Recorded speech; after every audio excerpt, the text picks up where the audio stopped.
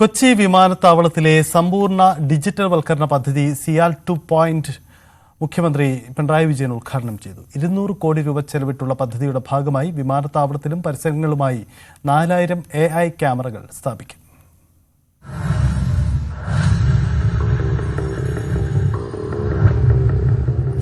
Reflecting our bold step towards a future shaped by creativity and progress.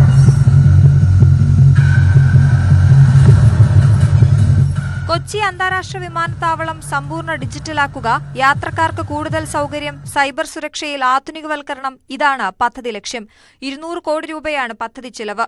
വിമാനത്താവളത്തിന്റെയും പരിസര പ്രദേശത്തിന്റെയും സുരക്ഷ വർദ്ധിപ്പിക്കാനുള്ള പദ്ധതിയുടെ ഭാഗമായി 4000 AI അധിഷ്ഠിത നിരീക്ഷണ ക്യാമറകൾ സ്ഥാപിക്കുകയാണ്.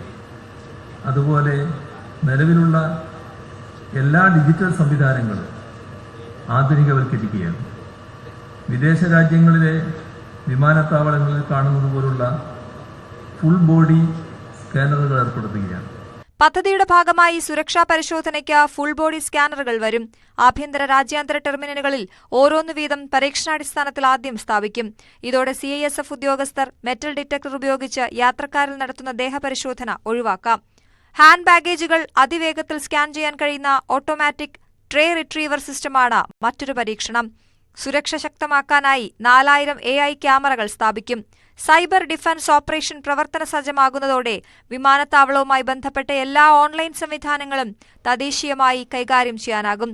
സിയാൽ കൺവെൻഷൻ സെന്ററിൽ നടന്ന ചടങ്ങിൽ മന്ത്രി P. രാജീവ് അധ്യക്ഷനായി.